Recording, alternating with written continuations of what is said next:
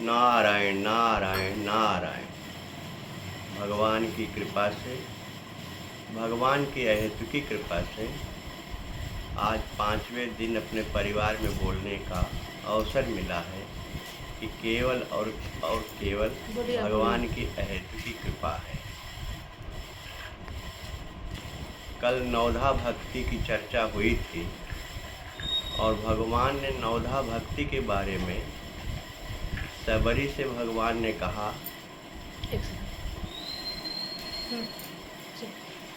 सबरी से भगवान ने नवधा भक्ति को जब भगवान को बताना था तो सबरी से भगवान ने कहा कि नवधा भगत कहूँ तो ही पाही, सावधान सुन धर मन माही। है सबरी, नवधा भक्ति माने 9 प्रकार की भक्ति कहने जा रहा हूँ, तुम सावधान होकर के सुनो।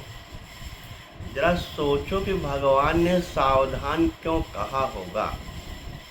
माने सावधान का मतलब होता है कि जब हम मन से, कर्म से, वचन से, तन से, मन से, धन से एकाग्र होकर के सुनते हैं तब उसको सावधान कहते हैं। भगवान ने कहा सावधान होकर के सुनो।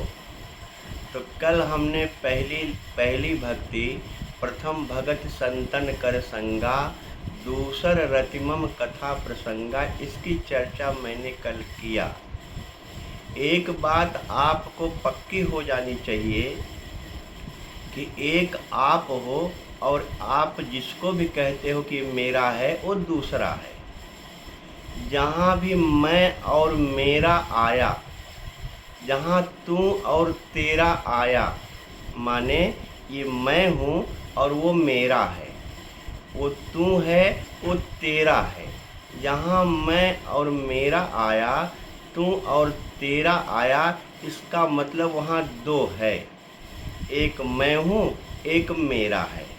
तो मैंने कल चर्चा किया कि जितनी इंद्रियां आपकी हैं, 5 ज्ञान इंद्रियां, 5 कर्म इंद्रियां, हाथ पैर ज्ञान इंद्रियों के बारे में कल बहुत चर्चा किया, ये सब एक हैं और एक आप हो।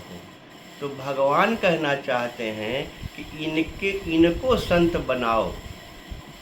एक बात और आपसे पूछूं कि जीव जब पैदा होता है, पैदा होने के बाद सबसे ज़्यादा किसके साथ रहता है?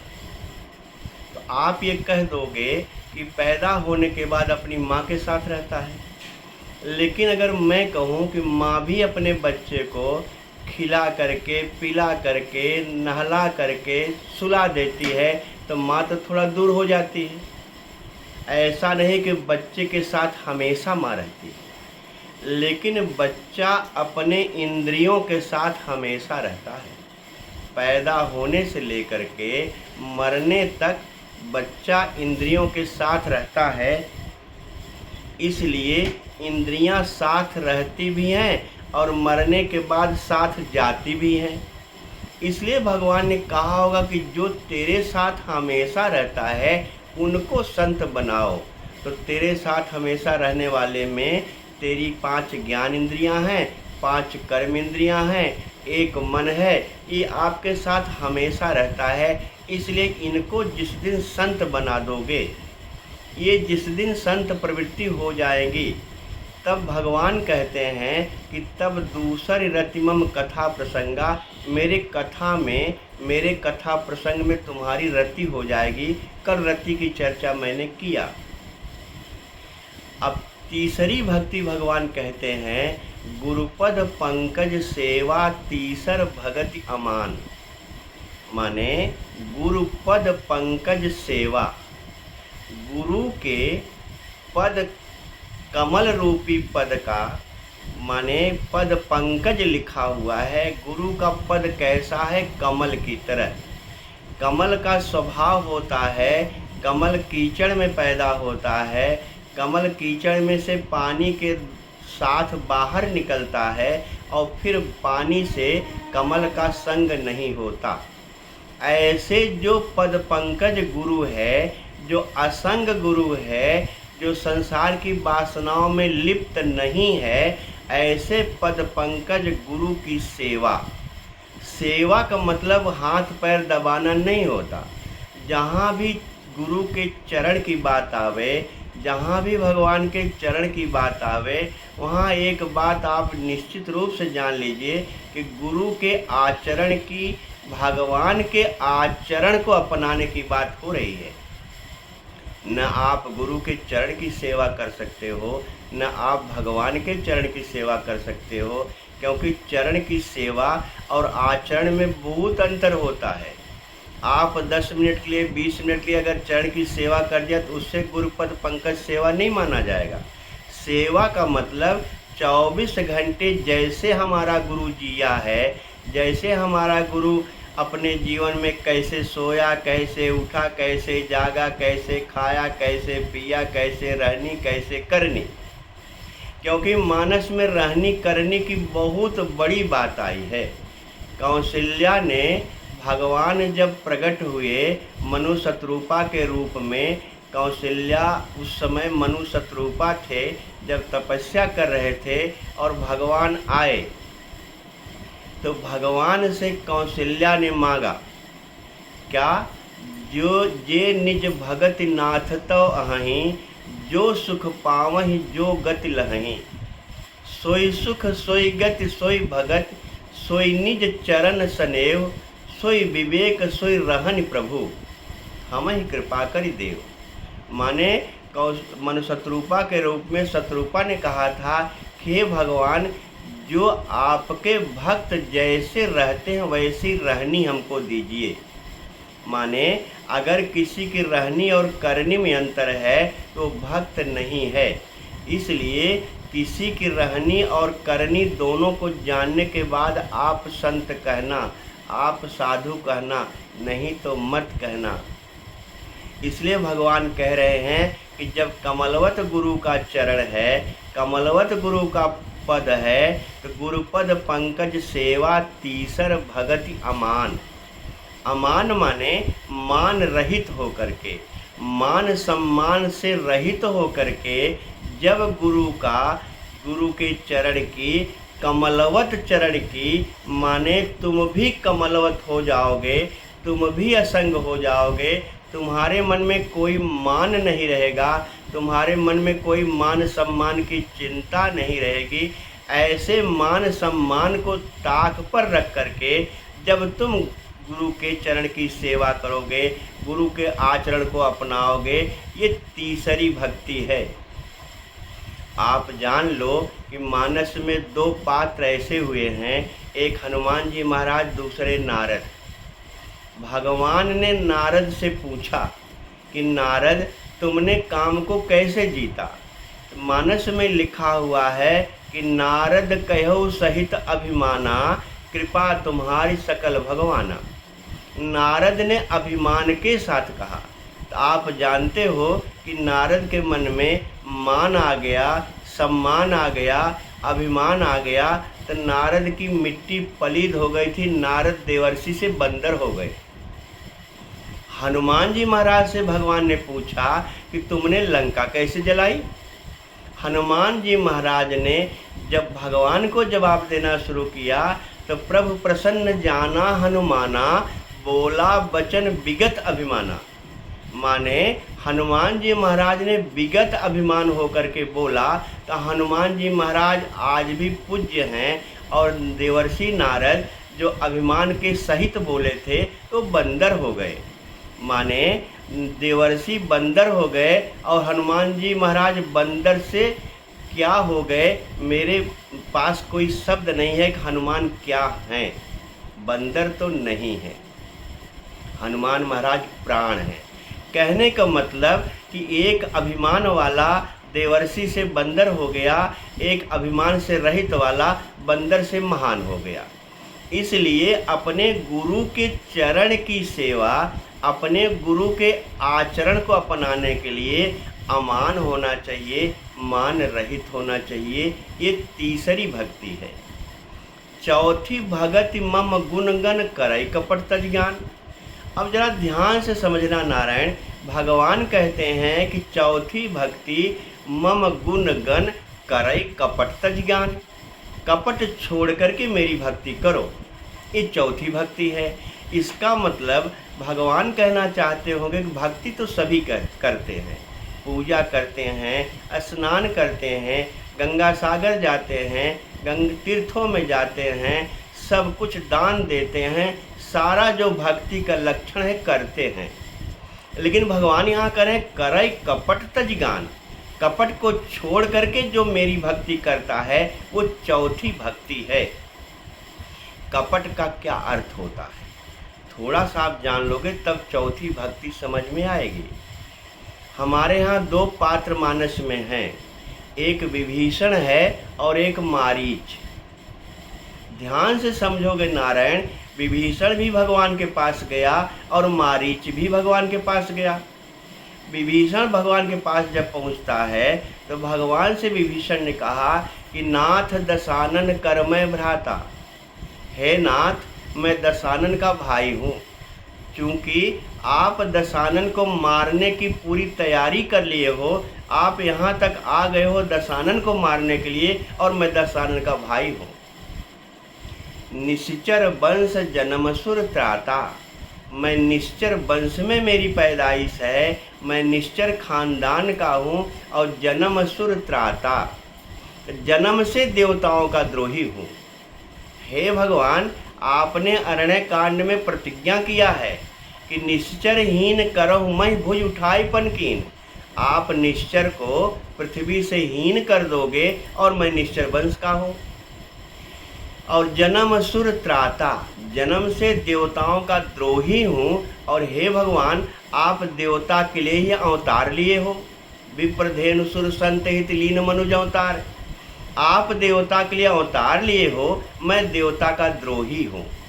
माने राक्षस को हीन करने का प्रतिज्ञा आपने किया है, पृथ्वी पर राक्षस नहीं रहेंगे ऐसी प्रतिज्ञा आपने किया है, और मैं राक्षस वंश का हूँ और देवताओं का द्रोही हूँ। तीसरा लक्षण विभीषण कहता है कि सहज पाप प्रिय तामस देहा, हे भगवान मेरी शरीर सहज में पाप प्रिय है, मुझे मेरा स्वभाव है, मुझे पाप अच्छा लगता है। और हे भगवान मेरी शरीर तामसी है, सहज पाप प्रिय तामस देहा, मुझे पाप प्रिय है और मेरी शरीर तामसी है।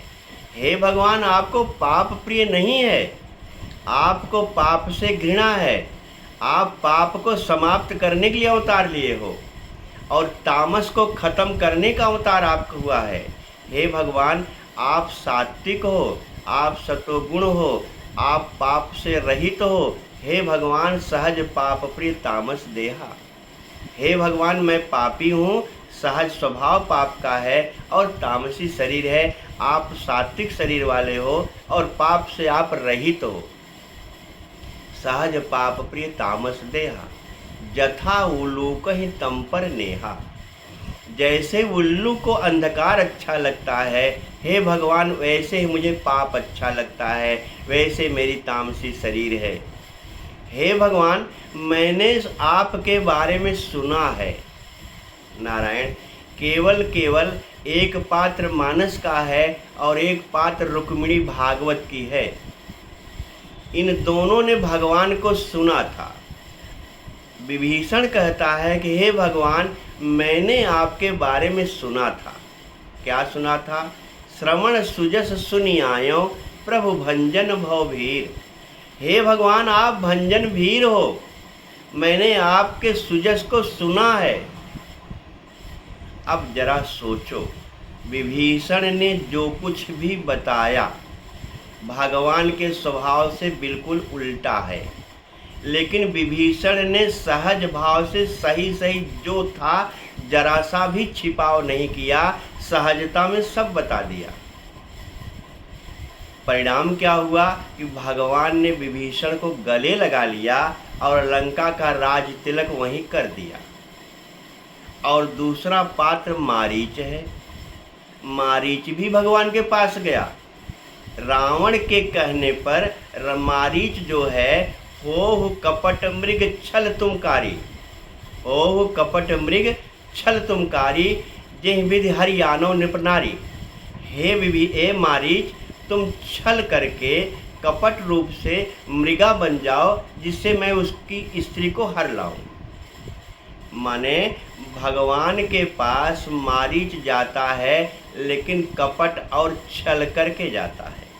कपट का मतलब होता है कि जो हम हैं वो हम नहीं दिखाई पड़ रहे हैं। जैसे मारीच जो है राक्षस, वो जो है सोने का मृगा बन गया। राक्षस परिवार का मारीच भी है, राक्षस परिवार का विभीषण भी है, और दोनों से रावण का संबंध है। लेकिन विभीषण जो था वो बताया, और मारीच जो था वो नहीं दिखाया, वो सोने का मृगा हो गया। सोने का मृगा होने पर परिणाम क्या हुआ? जैसे ही मारीच भगवान के पास जाता है, जहाँ भगवान राम, सीता, लक्ष्मण बैठे हुए हैं, तीनों ने मारीच को देखा, लेकिन सीता कहती हैं कि हे नाथ, ये जो सोने का मृगा आया हुआ है, इसकी खाल बड़ी सुंदर है। सत्य संध प्रभु बधिकर एही, आनहु चर्म कहति वै देही। लेकिन सीता ने उसके चमड़े को, उसके शरीर को चमड़ा कहा, सोना नहीं कहा। वो सोने का मृगा बना हुआ है, लेकिन सीता ने कहा, हे प्रभु, हे सत्य संध, हे परमात्मा सत्य स्वरूप, सत्य संध प्रभु बधिकर एही, इसको मार डालो। आनहु चर्म कहति वैदेही, इसकी खाल खींच लो। क्यों? सीता जगत जननी है, सीता जगदम्बा है, सीता अजा अनादि है, सीता स्थित प्रलय संहार कारिणी है, उद्भव स्थित संहार कारिणी है। ऐसी माँ नहीं जानती है कौन आया है? सोने का मृगा है, ये क्या है? माने कपट रूप बनकर के मारीच गया, तो सीता ने कहा इसकी खाल खींच लो। और विभीषण भगवान के पास गया तो भगवान ने लंकेश बना दिया। दोनों राक्षस, दोनों रावण से संबंधित हैं, लेकिन दोनों के भगवान के पास जाने में अंतर क्या था? एक कपट बन कर के गया, एक सहज बन कर के गया। तो भगवान का एक स्वभाव है, अगर तुम सहजता से अपनी सारी कमी भगवान को बता दो। जैसे विभीषण ने कहा, प्रभु मैं राक्षस हूँ, रावण का भाई हूँ, आप रावण को मारने के लिए आए हो, मेरी तामसी शरीर है, मुझे पाप अच्छा लगता है। सब कुछ कहने के बाद भी भगवान ने उसको गले से लगा लिया, और मारीच को भगवान ने उसको मार करके उसकी खाल खींच लिया।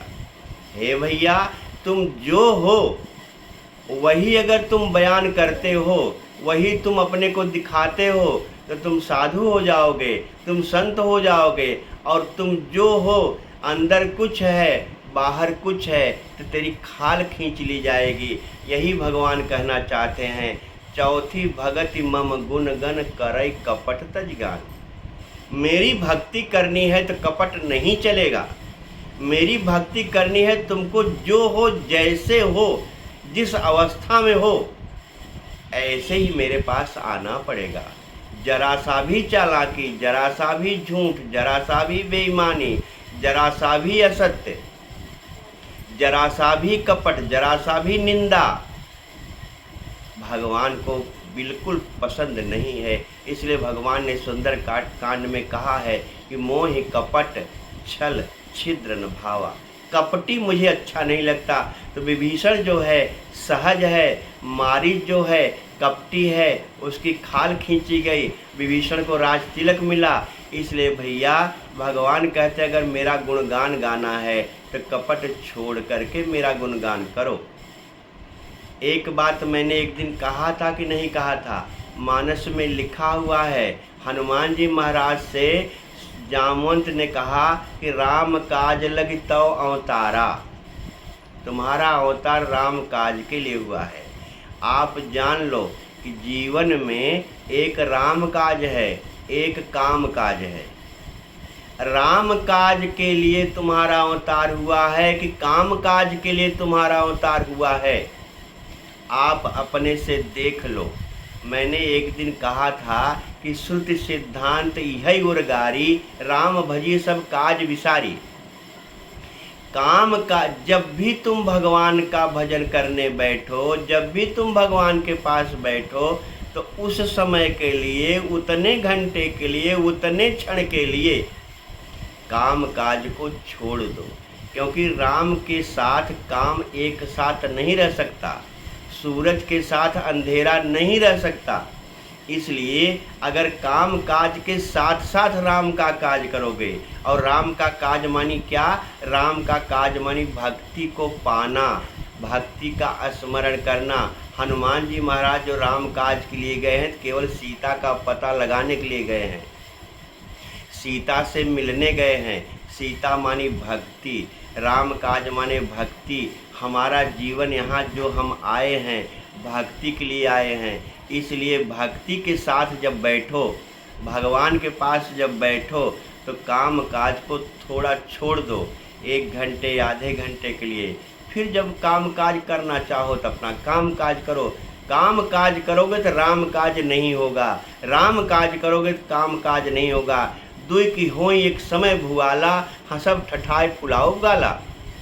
माने दो एक साथ नहीं हो सकता। जैसे गाल भी फुला लो और ठठा के हंस भी लो, ऐसा नहीं होगा। इसलिए भगवान कहना चाहते हैं कि मेरी भक्ति चौथी भक्ति है कि करई कपट तज गान। कपट को छोड़ करके मेरा गान करो। मैं बार बार कह रहा हूँ, कपट का अर्थ केवल इतना ही होता है कि जो तुम अंदर हो वो बाहर नहीं दिखा रहे हो, यही कपट है। एक कथा आपको बता दूं, भागवत की कथा है। भगवान ने गोपियों के वस्त्र को पूरा का पूरा, आपको कथा मालूम होगी कि गोपियाँ स्नान कर रही थी यमुना में और अपने कपड़े को बाहर रखी थी। भगवान ने सारे गोपियों का कपड़ा ले करके कदम की डाल पेड़ पर चढ़ गए। सारी गोपियाँ नंगे स्नान कर रही थी, भगवान सारा कपड़ा लेकर के ऊपर बैठ गए। गोपियाँ जब नहा चुकी तो देखा कि घाट पर कोई कपड़ा नहीं है। गोपियों ने सोचा कि मेरा कपड़ा कौन ले गया। इतने में भगवान ने बांसुरी बजाया। भगवान ने बांसुरी बजाया। भागवत में लिखा हुआ है, गोपियों ने भगवान को देखा कि सारा कपड़ा लेके भगवान डाली पर बैठे हैं। गोपियों ने कहा, हे भगवान, हे कृष्ण, मेरा कपड़ा दे दो, मैं ठंड से तकलीफ हो रही है, मैं नंगी हूँ, मैं कपड़ा पहन करके बाहर आऊँ। भगवान ने कहा, नहीं नहीं गोपियाँ, अगर तुमको कपड़ा लेना होगा तुमको मेरे पास आना होगा, मुझे पता नहीं कौन किसका कपड़ा है। तो गोपियों ने कहा, नहीं प्रभु, मैं नंगी हूँ, मैं आपके पास नहीं आ सकती। भगवान ने कहा, नहीं नहीं, अगर तुमको कपड़ा लेना है तो तुम जैसे हो, जिस अवस्था में हो, उसी अवस्था मेरे पास आओ।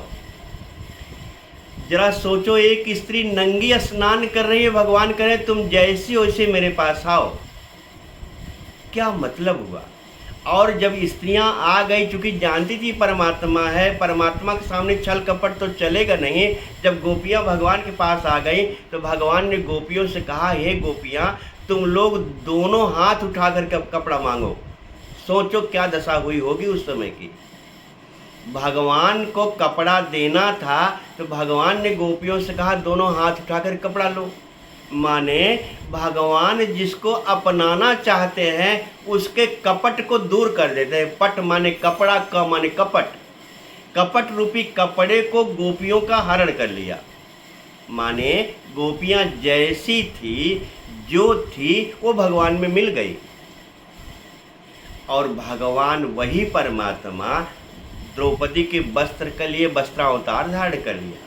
माने कहने का मतलब भगवान अपने भक्त का वस्त्र हरण कर लेता है और ज़रूरत पड़ने पर भगवान अपने भक्त को वस्त्र से ढक देता है। इसलिए नारायण, अगर भगवान का गुणगान गाना है तो जैसे गोपियाँ जिस अवस्था में थी वैसे भगवान के पास आ गई। ऐसे आप कपट छोड़ करके जब भगवान का गुणगान करोगे तब भगवान कहता है, ये मेरी चौथी भक्ति है। भगवान कहते हैं, हे सबरी, मंत्र जाप मम दृढ़ विश्वासा। जरा सोचो नारायण, भगवान कहते हैं मंत्र जाप। मंत्र तो करीब करीब सब जपते हैं, लेकिन भगवान कहते हैं मंत्र जाप तो जपते हो। लेकिन मम दृढ़ विश्वासा, मेरे में, मेरे ऊपर दृढ़ विश्वास होना चाहिए। दृढ़ विश्वास माने कि जरा सा भी कोई शंका न हो कि भगवान मेरा नहीं है।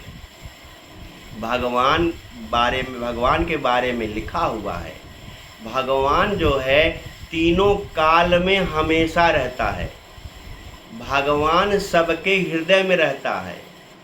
भगवान सबका है, इसके बारे में लिखा हुआ है। भगवान सर्वत्र रहता है। जैसे मानस में लिखा हुआ है कि हरि व्यापक सर्वत्र समाना। भगवान हर जगह रहता है, सर्वत्र रहता है, एक समान रहता है।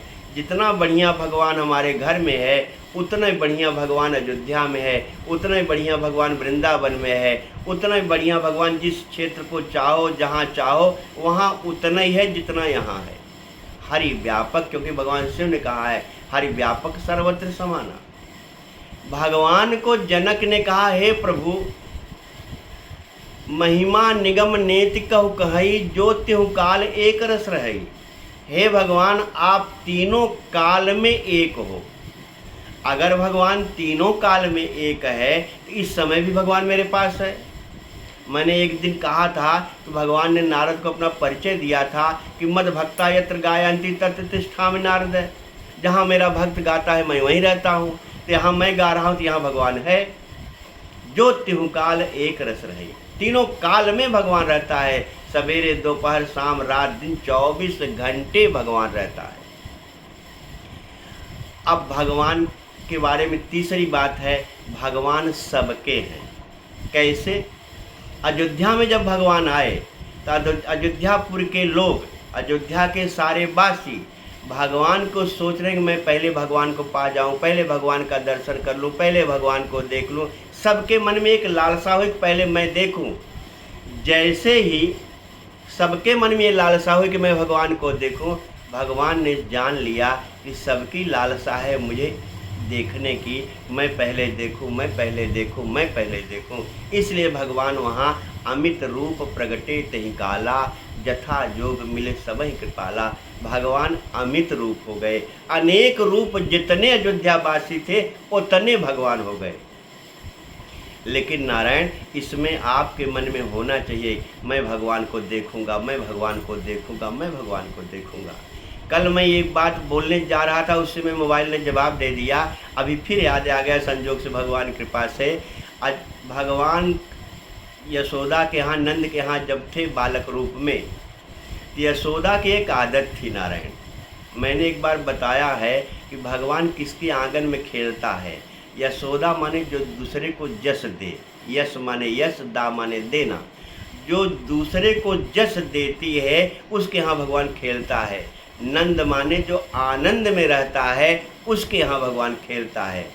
ऐसे देवकी के बारे में मैंने बताया कि जो देव को देती है वो देवकी है। वसुदेव माने जिसके हृदय में भगवान बसता है वो वसुदेव है। ऐसे सबके नाम हैं। तो यशोदा के यहाँ भगवान खेलते थे। तो यशोदा की एक आदत थी, कुछ भी काम करती थी, चाहे जो काम करने जाती थी, एक बार भगवान को आके देख लेती थी। तो एक दिन भगवान कृष्ण ने कहा, माँ, तुम जब भी कोई काम करने जाती हो, दूध दूहने जाती हो, मक्खन जमाने जो भी करने जाती हो, झाड़ू पोछा करने जाती हो, खाना बनाने जाती हो, तुम मेरे पास आके देखती हो मेरे मुंह में क्या है? क्यों मुझे बार बार देखती हो? जब भी होता है दिन भर में कम से कम तुम 12-15 बार मुझे देखती हो और तब काम करती हो, देख करके चली जाती हो। मेरे मुंह में ऐसा क्या है जो बार बार देख रही हो? यशोदा ने कहा, बेटा, तुम ब्रह्म हो, तुम परमात्मा हो, तुम क्या हो ये तो मैं नहीं कह सकती, लेकिन तुम मेरे हो और तुम बहुत सुंदर हो, इसलिए तुम्हें बार बार देखने की इच्छा होती है और तुम मेरे सब कुछ हो।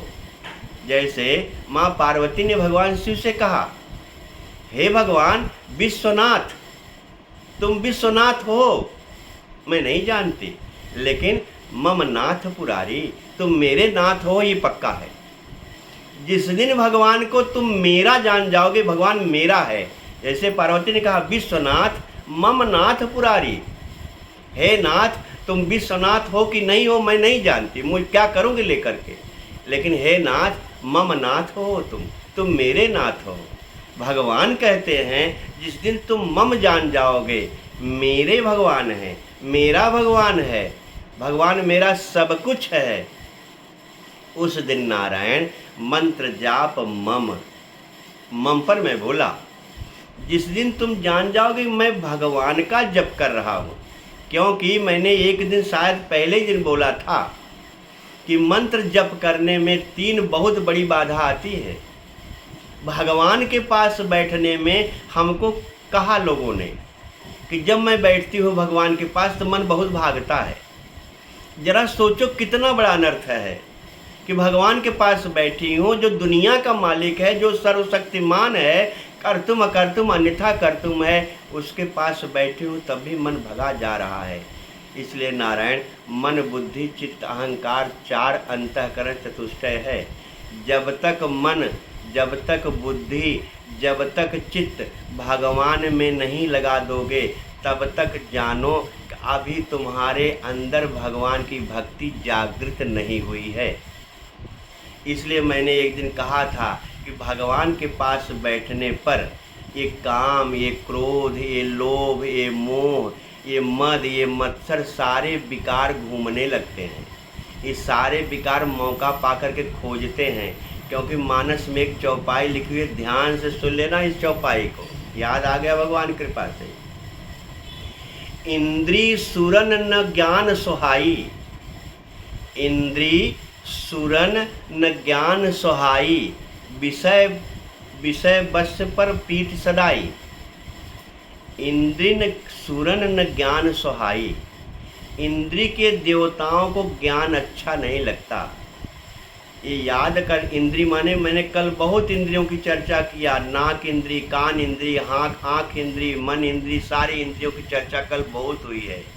इंद्री सुरन न ज्ञान सुहाई, हर इंद्री का एक देवता होता है।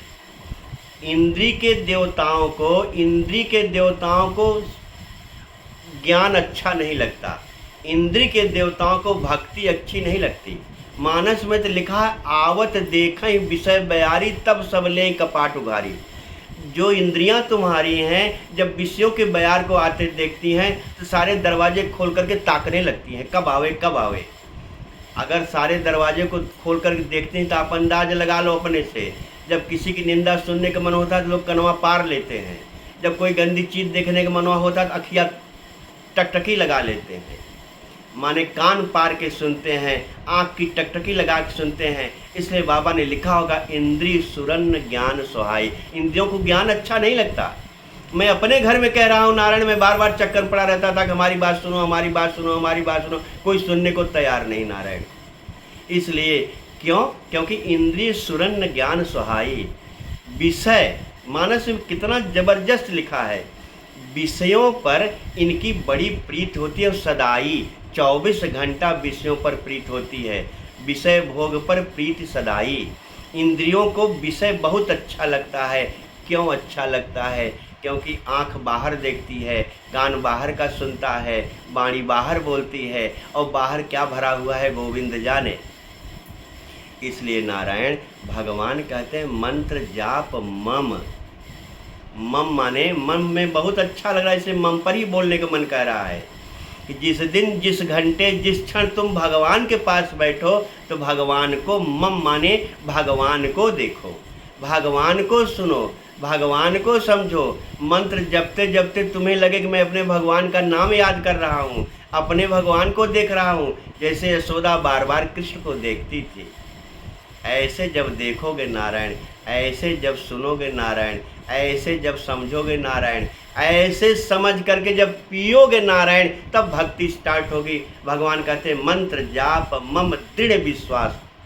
दृढ़ विश्वासा माने होता है अब मेरा विश्वास कहीं डिगने वाला नहीं है। इसलिए नारायण जब तक पक्का पक्का विश्वास नहीं होगा, बट विश्वास अचल निज धर्मा, जब तक पक्का विश्वास नहीं होगा, जब तक विश्वास अचल नहीं होगा, जब तक विश्वास अपने निज धर्म में अचल नहीं होगा, तब तक तीर्थ राज प्रयाग सुकर्मा आपको भगवान गंगा तीर्थराज दिखाई नहीं पड़ेगा। और जब विश्वास हो जाएगा तो प्रयाग आपके घर में होगा। एक दिन प्रयाग पर भी बोलूँगा। इसलिए भगवान कहते मंत्र जाप मम दृढ़ विश्वासा, पंचम भजन सो वेद प्रकाशा। ये वेद में प्रकाशित पांचवी भक्ति है। एक बात कह कर के आगे बढ़ूं। भगवान ने 9 प्रकार की भक्ति बताया है। 4 प्रकार की भक्ति में आपको करना है, 5वीं भक्ति में आपको बैठना है। अब मेरी बात को ध्यान से सुनना। अगर आपको 6वीं 7वीं 8वीं 9वीं भक्ति में ये लक्षण दिखाई पड़े अभी जो मैं बोलूँगा, तब जान लेना कि आपने भक्ति किया है, नहीं तो नहीं। जैसे मैंने कहा प्रथम भगत संतन कर संगा, संत का संग हुआ कि नहीं, आपकी इंद्रियां संत हुई कि नहीं। दूसर रतिमम कथा प्रसंगा, आपका कथा प्रसंग में प्रेम हुआ कि नहीं। गुरुपद पंकज सेवा, कमलवत चरण रूपी गुरु का आचरण हुआ कि नहीं। कपट छोड़ करके भगवान का भजन हुआ कि नहीं। अमान हुए कि नहीं। और दृढ़ विश्वास अचल बैठे कि नहीं। माने 4 भक्ति के बाद 5वीं भक्ति में आप दृढ़ विश्वास करके बैठ जाओ, तब क्या होगा। अब समझो ध्यान से नारायण, एक बार और कह रहा हूँ ध्यान समझो, क्योंकि बहुत जबरदस्त भक्ति है, आसान नहीं है। माने भगवान का मिलना आसान है, भगवान की भक्ति मिलनी बहुत दुर्लभ है। भगवान का मिलना आसान है, भगवान के संत का मिलना बहुत दुर्लभ है। ऐसा जान लो, क्योंकि भगवान तो तेरे घट में ही है। मैंने अभी एक बात कहना शुरू किया, फिर बात बहक गई थी कि मल विक्षेप आवरण। मैंने एक दिन कहा था कि जैसे पानी गंदा है, मल है, तो चेहरा नहीं दिखाई पड़ेगा, और पानी में लहर है, हलन चलन है, तब भी चेहरा नहीं दिखाई पड़ेगा, और पानी के ऊपर काई जम गई है तब भी चेहरा नहीं दिखाई पड़ेगा। मल माने गंदगी, विक्षेप माने हलन चलन, और आवरण माने काई से पानी का ढकना। जब तक तेरे हृदय में मल विक्षेप आवरण रहेगा, जब तक तेरे मन में गंदगी रहेगी, जब तक तेरा मन हलन चलन करता रहेगा, जब तक तेरा मन आवरण से ढका रहेगा, परमात्मा तो तेरे हृदय में ही बैठा है, तब तक नहीं दिखाई पड़ेगा। ऐसा लिखा हुआ है। तो 4 भक्ति के बाद 5वीं भक्ति में वेद कहता है पंचम भजन सो वेद प्रकाशा, मंत्र जाप मम दृढ़ विश्वासा। क्योंकि मंत्र जाप जब करोगे तो बैठोगे, बैठ करके करोगे, इसलिए भगवान कहते हैं 5वीं भक्ति आते आते तुम अब बैठ जाओ। 4 भक्ति तक तुमने मेहनत किया, और जिस दिन तुम्हारी इंद्रियां संत बन गई, उस दिन तुम्हारे कथा प्रसंग में मन लगने लगेगा, उस दिन तुम अमान हो जाओगे, उस दिन तुम्हारा कपट चला जाएगा, और इसके बाद तुम बैठ जाओगे। यही 5 भक्ति का नियम है। 6वीं भक्ति जरा सुनो। छठ दम शील बिरति बहुकर्मा। माने 6वीं भक्ति है छठ दम शील। दम माने इंद्रिय निग्रह। एक बात फिर याद करा दो कि भगवान कुल मिलाकर के आपके इंद्रियों पर ही बोल रहे हैं। कुल मिलाकर के संत की परिभाषा इंद्रिय निग्रह ही है, क्योंकि छठ दम शील। दम माने इंद्रिय निग्रह। तुम्हारी इंद्रियां मनमाना न जाएं। तुम्हारी देखो नारायण, एक बात याद कर लो, इंद्रियों का स्वभाव है बाहर देखना, इंद्रियों का स्वभाव है बाहर सुनना, इंद्रियों का स्वभाव है बाहर की बातों को बोलना। ये इंद्रियों का स्वभाव है। इसलिए बाबा कहते हैं कि छठ दम, इंद्रियों का निग्रह करो, इंद्रियों को रोको, इंद्रियों को मनमाना मत दौड़ने दो, क्योंकि इंद्रियां जब तुम्हारे बस की नहीं रहेगी तुमको कहाँ गिरा देंगी भगवान जाने। इसलिए छठ दम शील। शील की चर्चा मैंने किया था। शील माने आचरण, शील माने पवित्रता, शील माने आत्मिक अपना स्वभाव। इसका इनका बड़ा स्वभावशील स्वभाव है, इनका बहुत पवित्र आचरण है, ये बहुत पवित्र है। शील माने कुल मिलाकर के पवित्रता। क्योंकि भगवान बार बार कहते हैं कि मुझे पवित्र अच्छा लगता है, कपटी अच्छा नहीं लगता। तो नारायण भगवान कहते हैं, सबरी से कहते हैं कि छठ दम शील विरति बहु कर्मा। इसको नारायण थोड़ा समझ लो, विरति बहु कर्मा माने क्या होता है। बहुत कर्मों से विरत हो जाओ, बहुत कर्म करने के चक्कर मत पड़ो, क्योंकि तुम्हारे करने से तो कुछ नहीं होगा।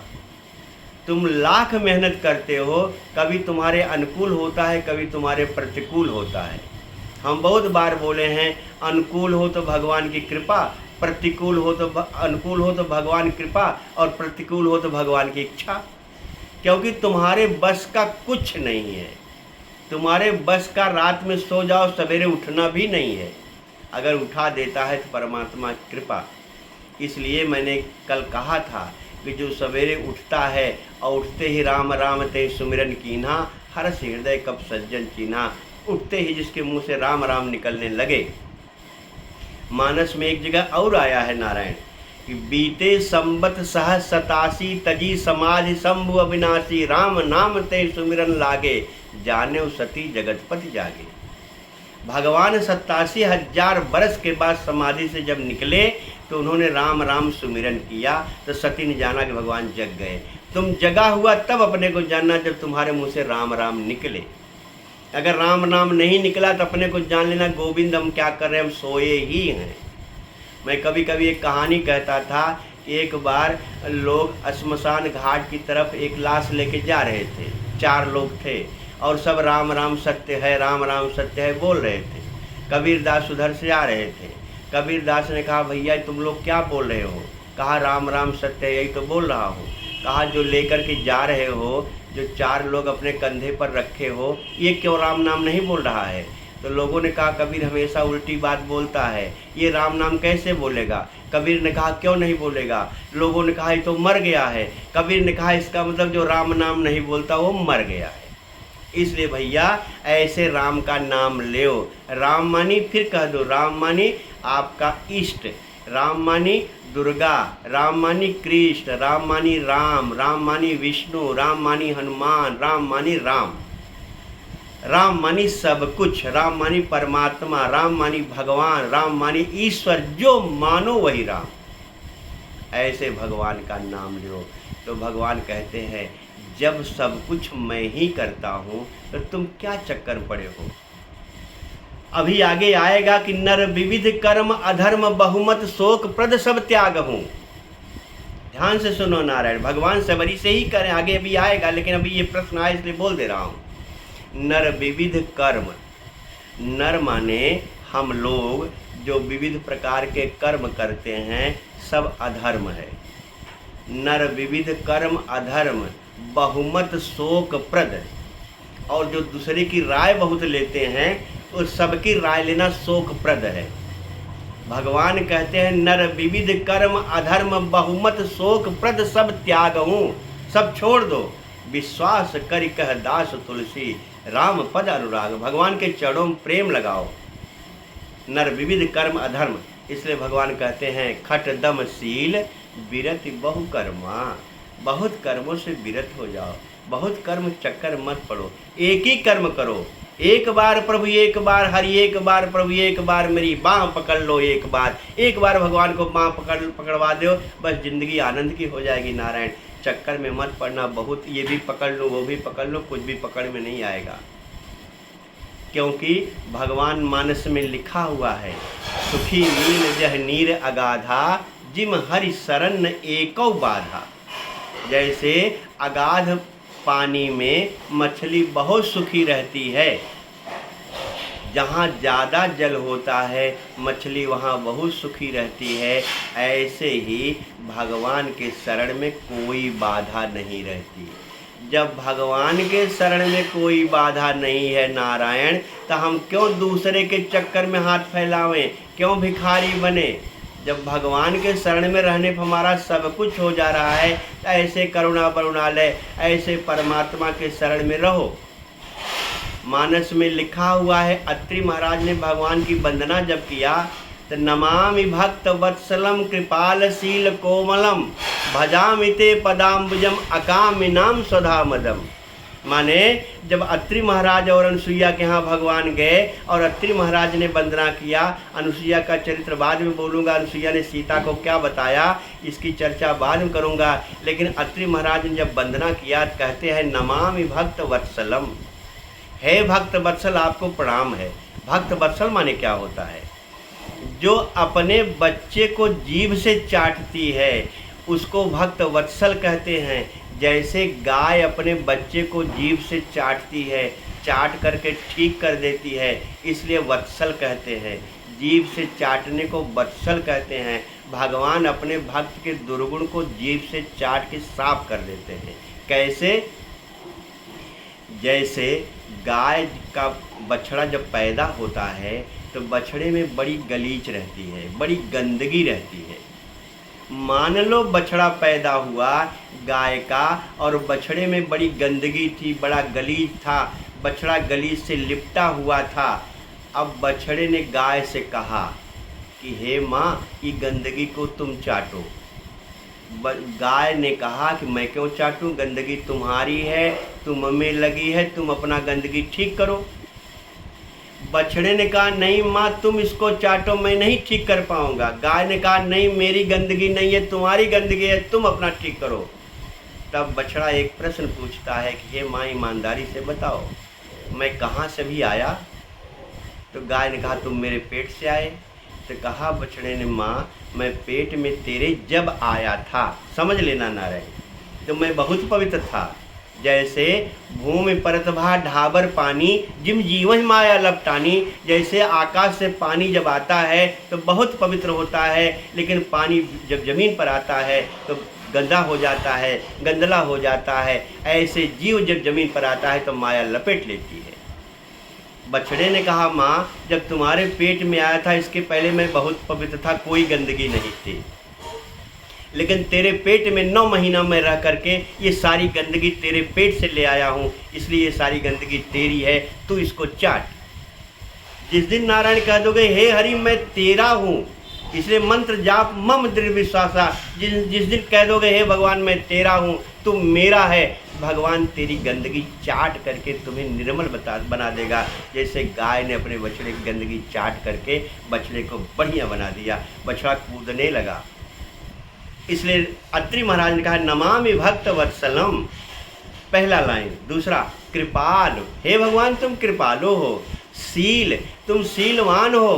कृपाल शील कोमलम, हे भगवान तुम बहुत कोमल हो।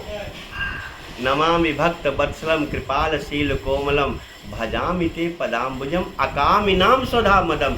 हे हरि तुम अपना जो है अकामिनाम, जिसके पास कोई कामना नहीं रहती, हे भगवान तुम उसको अपना स्वधाम दे देते हो, माने अपना घर दे देते हो। इसलिए मानस में लिखा हुआ है नारायण यह चरित जे गावई हरिपद पावई तेन परई भवकूपा, जो इस चरित्र को गाता है हरिपद पाता है। अत्रि महाराज करें अकामिनाम स्वधा मदम, हे भगवान तुम अकामियों को निष्कामियों को अपना स्वधाम दे देते हो, अपना घर दे देते हो, अपनी कोठी तुम दे देते हो, अपना सब कुछ दे देते हो। छठदम शील विरति बहु कर्मा, इसलिए तुम क्या कर्म करोगे, विरत हो जाओ, थोड़ा दूर हो जाओ बहुत कर्मों से। छठदम शील विरति बहु कर्मा, निरत निरंतर सज्जन धर्म, और 24 घंटे निरत सज्जन धर्म करो। सज्जन धर्म क्या होता है आप जान लो नारायण। सज्जन धर्म को भगवान ने विभीषण के लिए कहा है। भगवान हनुमान जी महाराज ने कहा यहीं सन हट करियो पहचानी साथ तो हो इन कारज हानि। और जब उन्होंने राम नाम का सुना तो हनुमान जी ने कहा ये सज्जन है। भगवान ने कहा विभीषण कुछ सज्जन है। सज्जन की परिभाषा क्या है? विभीषण ने अपना परिचय जब हनुमान जी महाराज से दिया तो विभीषण ने कहा हे प्रभु हम कैसे रहते हैं लंका में जानते हैं आप? कहा कैसे? कहा हे भगवान जिम दसनन मह जीव बिचारी, सुनहु पवन सुत रहनी हमारी, जिम दसनन मह जीव बिचारी। मैं दांतों के बीच में जैसे जीव रहती वैसे रहता हूँ। क्या मतलब है नारायण? माने जीभ तो अंदर है और जीभ को 32 दांतों ने रोका हुआ है। 32 दांतों के बाद ओठ दोनों हैं, माने जीभ के 2 दरवाजे हैं। एक 32 दांत का दरवाज़ा लगा हुआ है बहुत कड़ा, और दूसरा दोनों ओठ जो है ऊपर नीचे बंद हैं, माने तीसरे पर कहीं जीभ बेचारी है। तो हनुमान जी ने मान लो कहा होगा तुम तो बहुत सुरक्षित हो, 32 दांत तुम्हारे सामने रोके हुए हैं, अगर कोई समस्या आएगी तो 32 दांत संभाल देंगे, और कोई समस्या आएगी तुम्हारे दोनों ओठ संभाल देंगे, तुम तो सुरक्षित हो। कहा हे प्रभु आपको देखने में सुरक्षित लग रहा हो, लेकिन एक बात जान लो। कहा क्या? कहा जरा सा भी मैं इधर उधर होता हूँ तो दांत काट लेता है। माने क्या मतलब हुआ? जरा सा भी जीभ इधर उधर हो दांत काट लेता है। इस सबके अनुभव की बात है। इसका मतलब भगवान से, हनुमान जी महाराज से विभीषण करें कि हे भगवान, यहाँ काम क्रोध लोभ मोह की नगरी है, इसमें जरा सा भी असावधानी कर दूं तो ये मुझे खा जाएंगे। ये काम खा जाएगा, ये लोभ खा जाएगा, ये मोह खा जाएगा, ये क्रोध खा जाएगा, ये मद खा जाएगा, ये मत्सर खा जाएगा। हे भगवान मैं बहुत सिकुड़ करके रहती हूँ, जरा सा भी इधर उधर नहीं होने देती, नहीं तो सब काट लेंगे। दांत का काम है काटना, इसलिए जो लंका की नगरी में लोग रह रहे हैं सब दांत हैं। हनुमान जी महाराज से विभीषण ने कहा हम जीभ हैं प्रभु, जरा सा भी असावधानी करे तो जीव मुझे दांत काट लेगा। इसलिए भैया इस जीवन में भगवान करें सावधान सुन धर्म मन माहि, सावधान होकर के सबरी सुनो, नहीं तो जीभ की तरह जैसे जीभ को दांत काट लेता है, उसे तुम्हें ये काट डालेंगे, ये संसार खा जाएगा। छठ दम शील विरति बहु कर्मा, निरत निरंतर सज्जन धर्मा।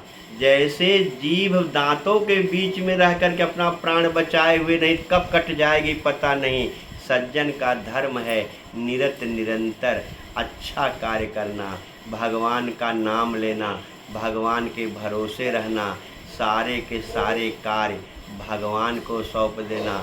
एक बात याद करना सज्जन का और धर्म।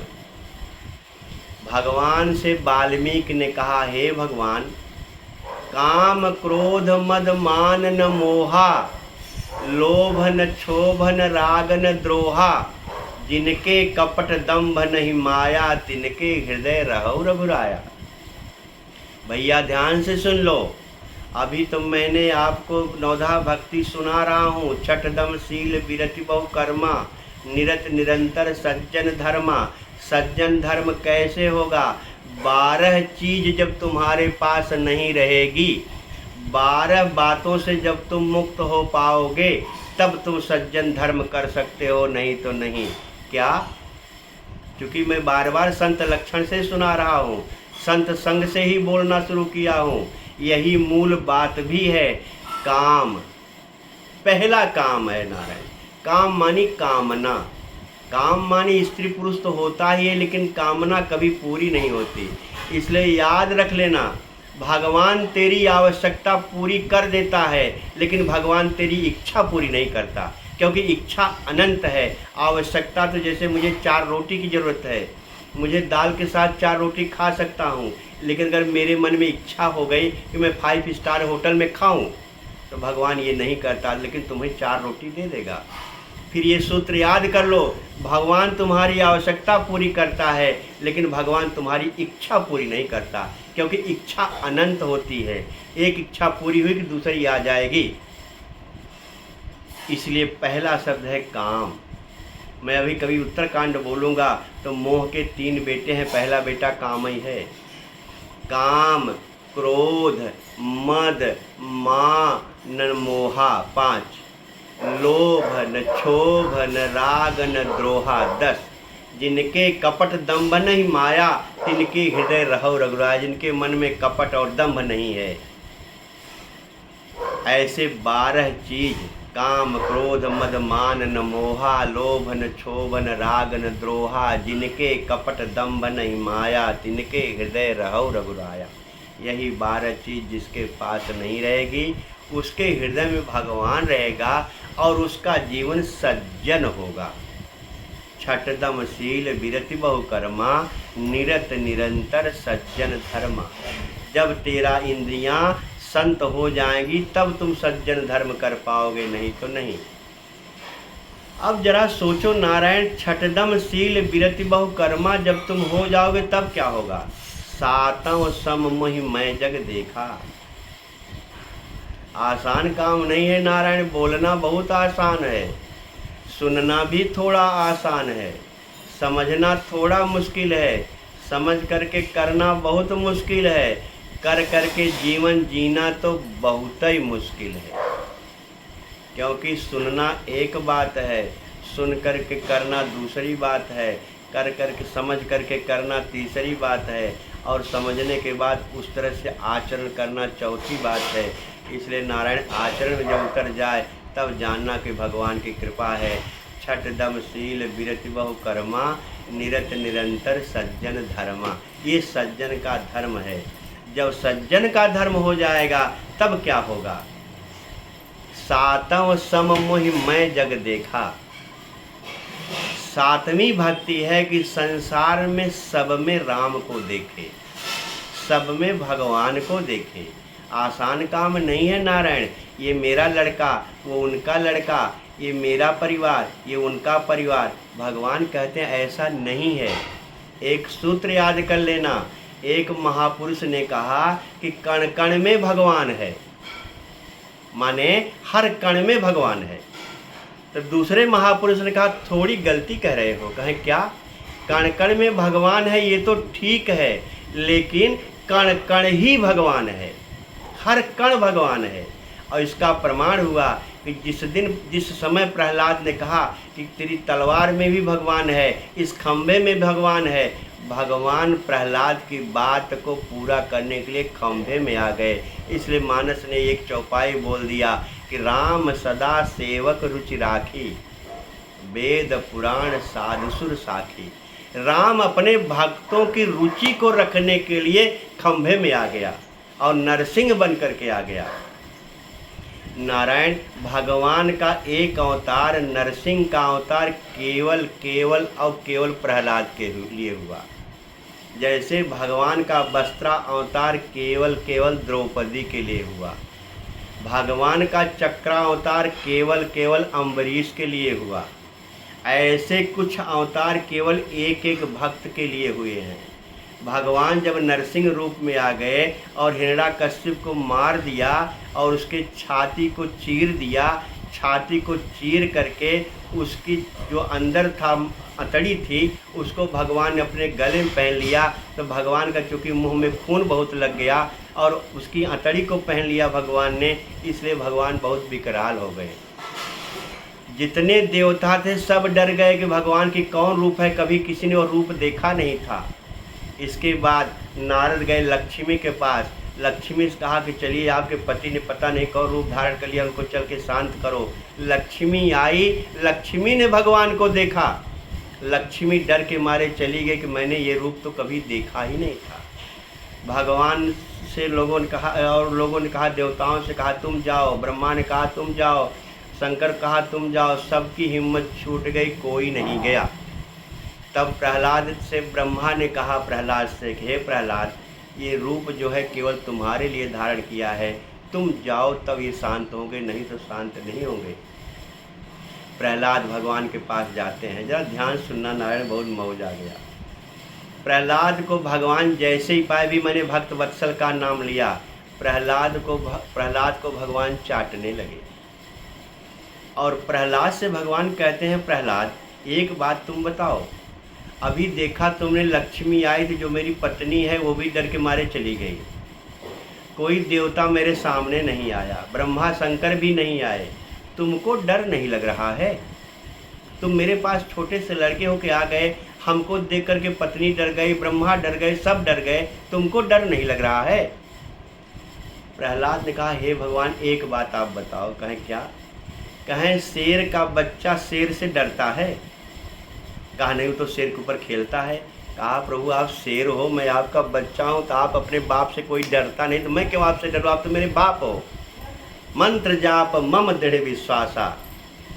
ऐसा भगवान से जब अपना मम माने अपना रिश्ता बना लोगे। भगवान प्रहलाद को चाटने लगे। भगवान ने प्रहलाद से कहा, अच्छा प्रहलाद तुम एक काम करो, अब तो मैं आ गया हूँ, कुछ मांग लो।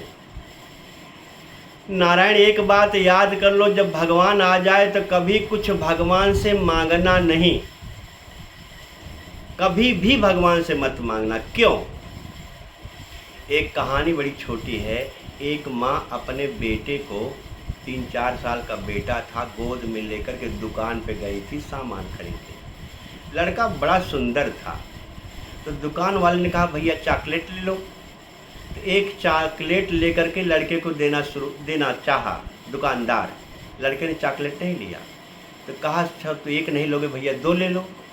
2 भी नहीं लिया। 3 ले लो, 3 भी नहीं लिया। लड़के ने कहा नहीं लूँगा। माँ ने सोचा इसको चॉकलेट 1, 2, 3, 4 दे रहा, ले क्यों नहीं रहा है। तब दुकानदार ने लड़के से कहा अच्छा भैया ये चॉकलेट का जार है, तुम जितना चाहो उतना ले लो। लड़के ने कहा नहीं लूँगा। तो माँ ने सोचा क्यों नहीं ले रहा है। तब इसके बाद दुकानदार ने पूरी मुट्ठी भर करके उसको चॉकलेट दे दिया, जितना उसकी मुट्ठी में उतना दे दिया। लड़का ले लिया। तो लड़के से माँ ने जब अपने घर गई तो माँ ने पूछा भैया तुमको चॉकलेट पहले 1 दे रहा था, 2 दे रहा था, फिर जार उठाकर कहा तुम जो लेना चाहो ले लो, तुमने लिया क्यों नहीं। कहा माँ जब मैं लेता तो 1 लेता, 2 लेता, 3 लेता, 4 लेता, या मेरे हाथ की मुट्ठी छोटी है उतना लेता, लेकिन ये तो बड़ा आदमी है, इसकी मुट्ठी बड़ी है, जब ये देगा तो भर के देगा न। नारायण माने तुम बालक हो, भगवान बड़ा है, जब भगवान देगा तो मुट्ठी भर भर के देगा, और जब तुम मांगोगे तो चॉकलेट 1 ठो 2 ठो मांगोगे। इसलिए भगवान से कभी नहीं मांगना। भगवान से सुदामा से भगवान ने कहा सुदामा मैं तेरी क्या मदद करूँगा, कब मिलोगे फिर। सुदामा ने कहा हे भगवान, हे कृष्ण सुनो ध्यान से। कहा क्या? कहा नदी नाव संजोग है। कहाँ नदी कहाँ नाव, जब नदी में पानी आएगा तो नाव चलेगी, नहीं तो नहीं चलेगी। न अब पानी आएगा न नाव नदी में जाएगी, अब मैं तेरे यहाँ कभी नहीं आऊँगा। कृष्ण लाख चाहे लेकिन सुदामा ने नहीं मांगा, तो भगवान आप जानते हो भगवान ने चोरी से घर भर दिया। कहने का मतलब नारायण जिस दिन तुम भगवान के हो जाओगे, जिस दिन तुम्हारे मन में 7वां सममोहि मैं जग देखा, जिस दिन तुम संसार को सब में भगवान को मैं माने 7वां सममोहि मैं जग देखा। ध्यान सुनना, जिस दिन तुम सब में भगवान को देखने लगोगे उस दिन तुम कुछ और हो जाओगे।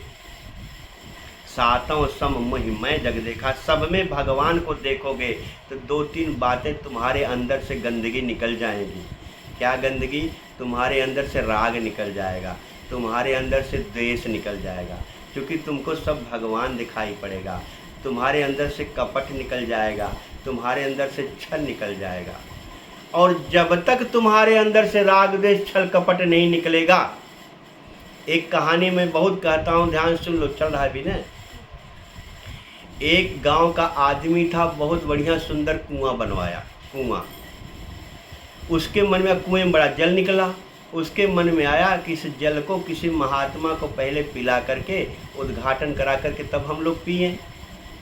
तो एक महात्मा के पास गया, कहा महाराज जी हमने एक कुआं बनवाया है, कुएं का आप उद्घाटन कर दो, थोड़ा जल आप पी लो, तब हम परिवार वाले पिए। महात्मा ने कहा ठीक है, मैं तेरे यहाँ कल सवेरे आऊँगा। महात्मा सवेरे अपने टाइम पर आया, कुएं से पानी निकाला गया महात्मा को पीने के लिए, तो पानी में बहुत बदबू आ रही थी। महात्मा ने कहा तेरे कुएं का पानी तो बहुत गंदा है, बहुत बदबू आ रही है, ये तो पीने लायक नहीं है। उसने कहा महाराज अभी तो नया नया कुआं बनवाया हूँ और इसमें पानी खूब हो गया, अब कैसे गंदगी माने गंदा कैसे हो गया, दुर्गंध कैसे इसमें आ गई, मैं समझ नहीं पाया। महात्मा ने कहा तेरे कुएं का पानी बहुत दुर्गंध आ रही है। तो उसने कहा महाराज क्या करें तब? कहा एक काम करो, सारा कुएं का पानी निकाल दो और उसमें गंगा जल जमुना जल डाल दो, फिर मैं एक दिन आऊँगा फिर उद्घाटन कर दूँगा। सवेरे इसने कुएं का सारा पानी निकाल दिया, गंगा जल डाल दिया, जमुना जल डाल। ध्यान सुनना नारायण। इसके बाद महाराज को फिर बुलाया, महाराज आए, फिर कुएं का पानी निकाला गया तो दुर्गंध जितनी थी उतनी ही थी। महाराज ने कहा तेरे कुएं का दुर्गंध तो गया नहीं, कैसे पानी पियो? उसने कहा महाराज जी आपने कहा था इसको पूरा पानी निकाल दो, मैंने पूरा पानी निकाल दिया, गंगा जल डाल दिया, जमुना जल डाल दिया, अब दुर्गंध नहीं गई तो मैं नहीं जानता महाराज दुर्गंध कहाँ से आ रही है। तब महाराज का एक काम करो, तुम कुएं में हिलो, देखो गंदगी कहाँ से आ रही है। वो आदमी महाराज कहने पर कुएं में गया तो कुएं में देख रहा है कि 2 कुत्ते उसे में सड़ गए हैं। हमको लगता है दिन में या रात में लड़ते लड़ते कुएं में गिर गए और कुएं में गिर के मर गए, मर के सड़ गए। तो नीचे से कहता है महाराज जी कुएं में तो 2 सड़े कुत्ते पड़े हुए हैं। तो कहा कुत्तों को निकाला नहीं? कहा महाराज जी आपने कहा था जल निकाल दो, मैंने जल निकाल दिया, गंगा जल जमुना जल डाल दिया और ये कुत्ते तो निकले नहीं, इसलिए पानी की दुर्गंध गई नहीं। हे भैया ध्यान से सुनो, तुम्हारा शरीर कुआं है, तुम्हारे शरीर में राग और देश के 2 सड़े कुत्ते हैं, इसलिए तुम्हारे शरीर में दुर्गंध आ रही है। तुम्हारे शरीर में कपट और छल के 2 कुत्ते हैं, इसलिए तुम्हारी शरीर में दुर्गंध आ रही है। अगर अपनी शरीर को सुगंध करना चाहते हो तो राग और द्वेष के, छल और कपट के 2 सड़े कुत्ते को निकाल दो, नहीं तो गंगा जल डालो, चाहे जमुना जल डालो, चाहे कहीं तीर्थ में जाओ, तुम्हारे अंदर जो सड़े कुत्ते हैं जब तक नहीं निकलेंगे तब तक कुछ नहीं होगा। एक दिन कुछ लोग तीर्थ की बात कर रहे थे, मैंने कहा ईमानदारी से आप बताओ, गंगा जी में केवल इतनी सामर्थ्य है कि तुम्हारे शरीर को धो सकती है। आपसे पूछूं पाप कहाँ से होता है? आपसे सबसे पूछूं पाप कहाँ से होता है? शरीर से होता है कि मन से होता है? तो आप लोग शरीर से कहोगे, शरीर से पाप नहीं होता, पाप होता है मन से।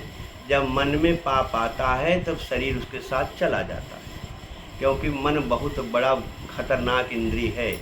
इसलिए जब से मैं नवधा भक्ति बोलना शुरू किया हूँ तब से 5 ज्ञान इंद्रिय और मन को लेकर के ही चल रहा हूँ। शरीर से पाप नहीं होता, पाप मन से होता है। गंगा जी की धोने की सामर्थ्य शरीर में है, मन में नहीं है।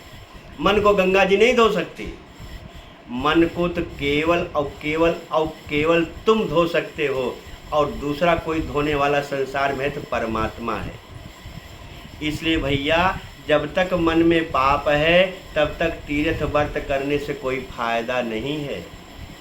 अपने मन को सुधार लो, आदत बुरी सुधार लो, बस हो गया भजन। मन की तरंग मार लो, बस हो गया भजन। इसलिए मन पाप से होता है। पाप को सुधारने के लिए अपने मन को ठीक करो, अपनी बुद्धि को ठीक करो, अपने चित्त को ठीक करो। भगवान कहते हैं ठीक कैसे होगा? 7वें सम महि मैं जग देखा। जब सब में मुझको देखने लगोगे तब चित्त ठीक हो जाएगा, मन ठीक हो जाएगा। एक कथा ध्यान से सुनो। एक महात्मा थे, उनका एक शिष्य था, दोनों जा रहे थे। शाम हो गई, नदी का किनारा मिला तो महात्मा ने शिष्य से कहा कि भैया शाम हो गई है, नदी में स्नान कर लूँ और संध्या कर लूँ, तब कहीं चल कर के भिक्षा लूँ। चेला ने कहा हाँ ठीक है महाराज, स्नान कर लीजिए। सायंकाल का संध्या होते समय लोग स्नान करते हैं, स्नान कर लो, संध्या कर लो, तब बगल के गांव में चल कर के भोजन मांगेंगे। महाराज जी स्नान किए और संध्या करने के लिए एक पेड़ के नीचे बैठ गए। शाम हो गई थी। जैसे महाराज ने ध्यान किया वैसे एक बहुत बड़ा जंगली जानवर आ गया। चेला ने देखा कि जंगली जानवर बड़ा खतरनाक आ रहा है। चेला ने डर के मारे जिस पेड़ के नीचे महात्मा बैठ करके संध्या कर रहे थे उसी पेड़ के ऊपर चढ़ गया कि जानवर आ रहा है, महाराज खाए, हमको क्यों खाए। चेला डर के मारा पेड़ पर चढ़ गया। जानवर आया, महाराज आंख मूंद करके संध्या कर रहे थे। जानवर ने महाराज को सूंघा, महाराज को इधर उधर देखा, इसके बाद जानवर चला गया। और महाराज टस से मस नहीं, अपने ध्यान में बैठे थे।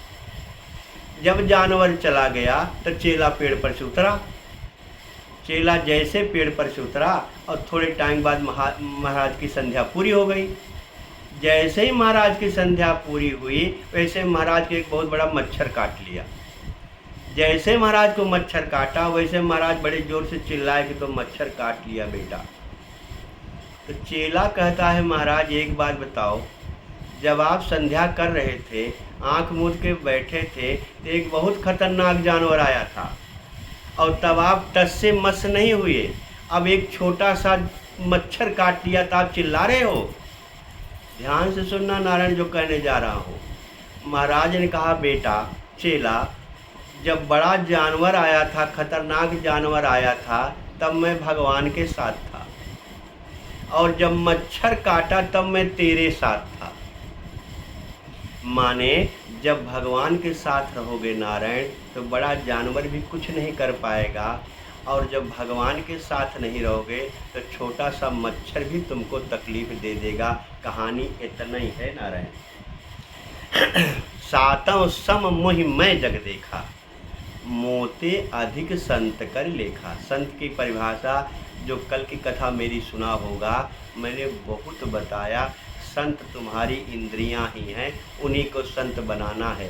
भगवान कहते हैं मुझसे ज़्यादा संत को देखो। माने संत माने साधु, संत माने सज्जन, संत माने पवित्र आत्मा, संत माने अकिंचन। जो भगवान से भी मांगने की इच्छा न करे उसको संत कहते हैं। क्या मांगेगा भगवान से नारायण। इसलिए एक बात याद और कर लेना, जब भी कभी भी, बहुत प्यारा सूत्र है, रन में बन में घोर विपत्ति में मत करियो रोय। रन में बन में घोर विपत्ति में मत करियो रोय, जाहर रक्षक जनन जठर में सो हरि गयो कि सोय। माने जब रन में हो, रणांगन में, ये संसार रणांगन है, एक न एक समस्याओं से आदमी झेल रहा है। जब संसार में रहो, वन में माने जब अकेले रहो, रण में वन में, जब कहीं एकांत में फंस जाओ, घोर विपत्ति में कोई बहुत बड़ी समस्या आ जाए, मत करियो रोए, रोना मत। क्यों? जाहरि रक्षक जनन जठर में, जो हरि तुम्हारी रक्षा माँ के गर्भ में किया है सो हरि गयो कि सोए। वो भगवान सो गया है, भगवान तो जाग रहा है नारायण ने। इसलिए जब भगवान जाग रहा है, भगवान मेरे पास है, मैं भगवान का हूँ, तो क्या चिंता। हमें चिंता नहीं उसकी, उसे चिंता हमारी है। हमारे नाव के रक्षक सुदर्शन चक्रधारी। सातों सम मोहि मैं जग देखा। सातवीं भक्ति है कि संसार को राममय समझो।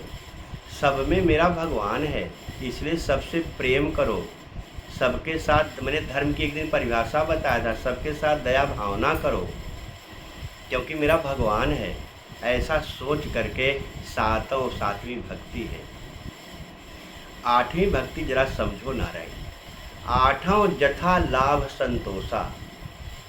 आठवीं भक्ति है कि जो भी जथा लाभ माने जो मुझे मिला, जो भी मुझे लाभ हुआ, जैसे नौकरी वाले को जो तनख्वाह मिली, दुकानदार को जो फायदा मिला, या खेती वाले को जो भी मिला, उसमें संतुष्ट रहना, उसी में संतोष करना।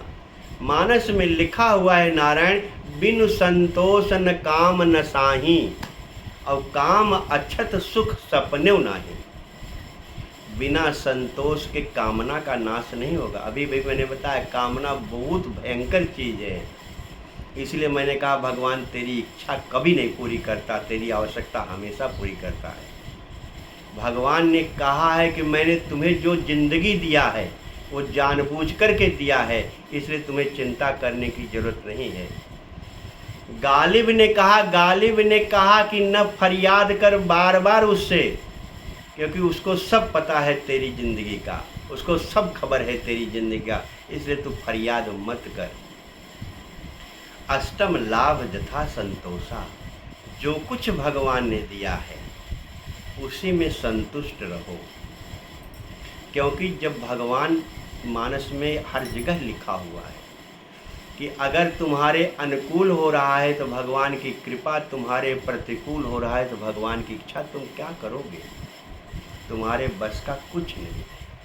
इसलिए तुम संतोष कर लोगे, शांति से बैठे रहोगे तो एक दिन मुरारी बापू बार बार कहते हैं कि जब तुम बार बार भगवान को पुकारोगे तो एक दिन भगवान से राधा कहेगी कि हे भगवान, बार बार पुकार रहा, एक बार तो सुन लो। और भगवान एक बार सुनेगा तो तेरी सारी कामनाएं पूरी हो जाएंगी। इसलिए अष्टम लाभ यथा संतोषा, 8वीं भक्ति है कि अपने को संतुष्ट रहो। जो भी भगवान ने दिया है उसी में प्रसन्न रहो। प्रसन्न चित्ते परमात्मा, प्रसन्न चित्त में परमात्मा रहता है। हमारे गुरु जी कहते हैं जिसके मुख पे प्रसन्नता रहती है उसके मुख पे भगवान बसता है। इसलिए प्रसन्न चित्ते परमात्मा, प्रसन्न रहो। और अष्टम लाभ यथा संतोषा, सपने हो नहीं देखा ही पर दोषा। किसी के दोष को सपने में मत देखना। अगर किसी के दोष को सपने में देखते हो नारायण तो भगवान को बहुत कष्ट होता है, क्योंकि 7वीं भक्ति है सब में मुझे देखना। अगर किसी में दोष देखते हो तो इसका मतलब तुम मुझ में दोष देखते हो। किसी को कष्ट देते हो तो मुझको कष्ट देते हो। भगवान कहते हैं अष्टम लाभ यथा संतोषा, सपने नहीं देखा ही पर दोषा। दूसरे के दोष को सपने में नहीं देखना चाहिए। 9वीं भक्ति क्या है? नवम सरल। ध्यान से सुनो नारायण। मैंने एक दिन द्रौपदी की बात कही थी कि द्रौपदी ने भगवान से जब प्रार्थना किया था तो कहा था कि मेरा पति सत्य हो, मेरा पति बलवान हो और मेरा पति सरल हो, मेरा पति सुंदर हो और मेरा पति ज्ञानी हो। माने सत्य हो, बलवान सत्य हो, सरल सत्य हो, सुंदर सत्य हो, ज्ञानी सत्य हो। ऐसा 5 पति द्रौपदी को मिला है। 5 आदमी नहीं है, 5 गुण वाला एक पति है जो द्रौपदी को मिला है, क्योंकि द्रौपदी याज्ञसेनी है। इसलिए नारायण, द्रौपदी की एक पुकार पर परमात्मा आता है। जिसकी एक पुकार पर परमात्मा आता है, कोई नारी होगी, स्त्री होगी। 5 सतियों में द्रौपदी का नाम है। भागवत में कथा आती है कि एक बार 10,000 ऋषियों के साथ दुर्वासा को भेज दिया दुर्योधन कि चले जाओ पांडवों के यहाँ, उनके यहाँ भोजन करो। जानता था दुर्योधन कि ये पांडवों के यहाँ जाएंगे, भोजन करने के लिए जाएंगे और पांडवों के पास तो भिखारी हैं, इसमें वनवास में घूम रहे हैं, भोजन मिलेगा नहीं, क्रोध में श्राप दे देंगे, पांडव वहीं खत्म हो जाएंगे। इसलिए दुर्योधन ने एक चाल करके दुर्वासा को 10,000 शिष्यों के साथ भेज दिया। 10,000 शिष्यों को लेकर के दुर्वासा गए और युधिष्ठिर से कहते हैं कि मैं आपके यहाँ भोजन करूँगा। युधिष्ठिर ने कहा ठीक है महाराज जी, भोजन करिए। कहा ठीक है, मैं गंगा स्नान करके आ रहा हूँ। युधिष्ठिर ने द्रौपदी से कहा कि द्रौपदी 10,000 लोगों को भोजन कराना है, कैसे होगा? तो द्रौपदी ने कहा अब तो हम लोगों ने भोजन भी कर लिया, जो था वही सब खा लिया है, अब भोजन कहाँ से होगा, अब तो कुछ भी नहीं है। तो युधिष्ठिर ने कहा लेकिन मैंने तो कह दिया है कि भोजन करना है, कराएंगे भोजन। वो लोग नहा के भी आ ही रहे होंगे। द्रौपदी ने कृष्ण को पुकारा नारायण। द्रौपदी से कुंती ने एक बात कही, आप लोगों को सुना दो। द्रौपदी से कुंती मानी उनकी सास ने कहा था, द्रौपदी कहती है कि बार बार सास मोरी इहै सिखौलिन, बार बार सास मोरी इहै सिखौलिन, विपत्ति में उन्हीं को याद की हो किसुना। हे किसुना, हे द्रौपदी, द्रौपदी के नाम कृष्णा है। हे कृष्णा, हे द्रौपदी, जब कोई समस्या आ जाए तो भगवान को याद करना। अब एक बहुत बड़ी समस्या आ गई नारायण, 10,000 ऋषि लोग भोजन करने आ रहे हैं, घर में भोजन है ही नहीं, वनवास में लोग जी रहे थे। द्रौपदी ने कृष्ण को पुकारा, कृष्ण आ गए। कृष्ण ने कहा क्या बात है, क्यों पुकारी हो, क्या दिक्कत है? द्रौपदी ने कहा 10,000 शिष्य आ रहे हैं, भोजन करने के लिए घर में कुछ नहीं है। भगवान ने कहा मुझे भी तो भूख लगी है, मुझे भी खिलाओ। द्रौपदी ने कहा कुछ आ ही नहीं है, क्या खिलाऊं? भगवान ने, और द्रौपदी का एक आशीर्वाद था कि जब तक द्रौपदी न खाए तब तक जितने लोग आवे द्रौपदी खिला सकती थी। क्या बढ़िया द्रौपदी सती थी नारायण। मैं बार बार कहता हूँ कि आज भी पवित्र नारी हो तो किसी माई के लाल की हिम्मत नहीं उसकी ओर आँख उठा दे, इतना सतीत्व में दम होता है। द्रौपदी जब तक भोजन नहीं कर लेती थी तब तक कितने भी लोग आ जाए द्रौपदी खिला देती थी। द्रौपदी ने कहा कृष्ण मैं भी खा चुकी हूँ, अब मेरे पास कुछ नहीं है। भगवान ने कहा देखो कुछ बचा उचा है, कहा कुछ भी नहीं बचा है। भगवान ने कहा देखो बर्तन में कुछ लगा है, कहा कुछ भी नहीं लगा है, सब साफ करके रखी हूँ। भगवान ने कहा जरा देखो, बटलोई में देखा तो एक पालकी के साग का तिनका बचा है। द्रौपदी का एक तिनका बचा हुआ है। भगवान ने कहा वही तिनका दो हम खा लें। भगवान ने द्रौपदी के हाथ से एक तिनका खा लिया। नारायण जिस दिन भगवान भोजन कर लेता है उसी दिन संसार भोजन कर लेता है। भगवान ने कहा द्रौपदी मेरा पेट भर गया, अब मैं जा रहा हूँ। तो भगवान से द्रौपदी ने कहा जौन 10,000 हाथी जौन 10,000 ऋषि आ रहे उनका क्या होगा। भगवान ने कहा मैं नहीं जानता क्या होगा, मेरा तो पेट भर गया, मैं जा रहा हूँ। जैसे भगवान ने एक साग का तिनका खाया वैसे ही 10,000 ऋषियों का पेट भर गया। ढेकार आने लगी, डर के मारे ऋषि यहाँ नहीं आए, कब क्या खाऊंगा, बेइज्जती हो जाएगी। वो गंगा स्नान करके वैसे चले गए।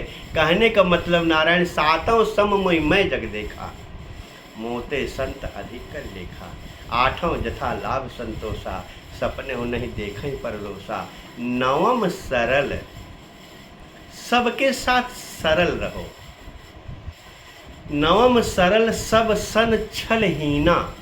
भगवान को छल पसंद नहीं, मैं शुरू से कह रहा हूँ नार मोह कपट छल छिद्र नवावा।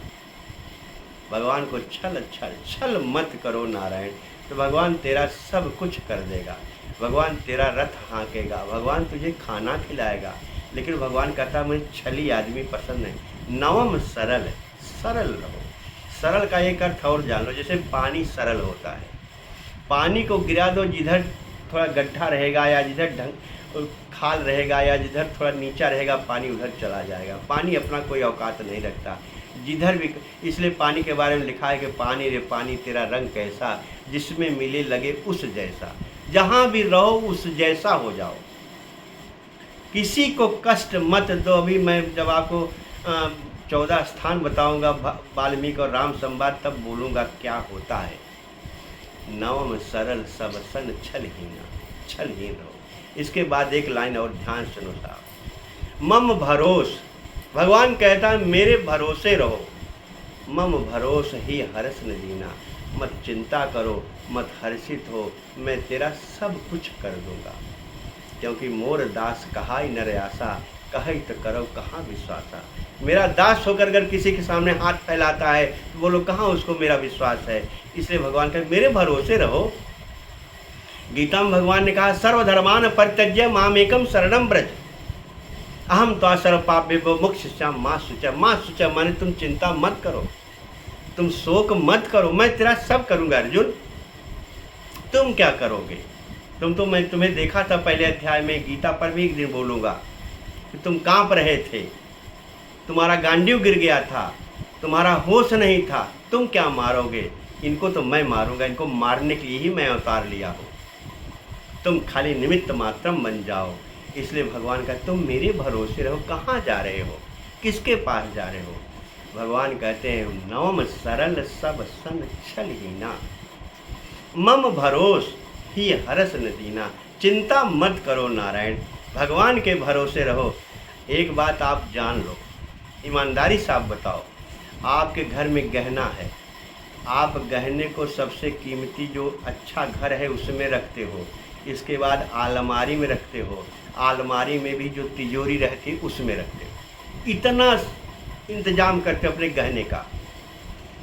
जरा ईमानदारी से बताओ नारायण, जिस गहने को अलमारी में तिजोरी में रखते होंगे, क्योंकि हमारे एक दिन काम आएगा, पहन करके निकलोगी, ऐसा सोचते हो। जिसके दम पे गहना पहनोगी वो सांस है। मान लो सवेरे सांस न आवे तब तो गहना तो धरा का धरा रह जाएगा ना नारायण। इसलिए और सांस का कोई इंतजाम रात को नहीं करती हो कि जरा सांस को बढ़िया सजो करके रख दो अलमारी में, जिससे सवेरे फिर सांस आवे और चलने लगे। सांस का तो इंतजाम नहीं करती, तो सांस चलती कैसे है? नारायण में एक बार कथा में बोला था जैसे गेंदा है या गुब्बारा है, गेंदा गुब्बारा खूब फुला करके रखो, बांध करके रखो और एक सुई से छेद कर दो, तो गेंद का या बाल का सारा हवा निकल जाएगा ना रे। तुम्हारी इतनी बड़ी शरीर जो बाल रूप है, इसमें सांस निकल भी रही है और फिर अपने आप चली आ रही है, ये तुम्हें आश्चर्य नहीं लगता? बाल का गेंद का हवा निकलने के बाद फिर नहीं आता उसमें, और तुम्हारी सांस 24 घंटे बाहर जा रही है फिर अंदर आ जा रही है, ये भगवान की कृपा नहीं है? इसलिए नारायण जो सांस चला रहा है, रात को सपना देखते हो तो किस दुनिया में रहते हो गोविंद जाने। अगर रात वाले सपने की तरह तुम सवेरे रहो तो लोग कहेंगे इसका दिमाग खराब हो गया है, लेकिन सवेरे उठते हो तो फिर होश में आ जाते हो। कौन होश लाता है? जब सोए हो तो सपना देख रहे हो, और सपना देख रहे हो तो कहाँ हो गोविंद जाने। सवेरे चैतन्य हो जाते हो, सवेरे तुम्हारी सांस बढ़िया चलती रहती है। सपने होई भिखार निप रंक नाकपति होई, जागे लाभ नहान कछतिम प्रपंच जिय जोई। हे भैया, जैसे कोई भिखारी सपने में राजा हो जाए और कोई राजा सपने में भिखारी हो जाए, और दोनों जगह दोनों राजा है नो भिखारी है।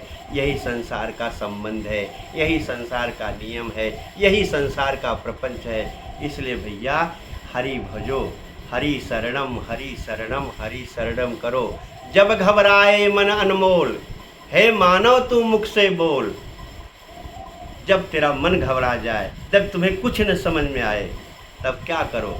मन से मुख से बोलो, हे मानव तुम मुख से बोल, हरि शरणम हरि शरणम हरि शरणम हरि शरणम।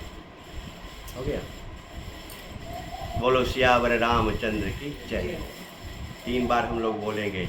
एक बात जान लो, भागवत में लिखा हुआ है, उठते बैठते छींकते सोते जागते, ऐसा लिखा हुआ भागवत में। अगर ये मंत्र तुम्हारे मुंह से निकल जाए तो तुम्हारा सारा का सारा पाप खत्म हो जाता है और तुम्हारी सदगति हो जाती है, ऐसा भागवत में लिखा हुआ है। इसलिए उस मंत्र को हम बोल रहे हैं, आप भी बोलिए। हरे नमः हरे नमः हरे नमः। नारायण। कितना टाइम तक बना रहे?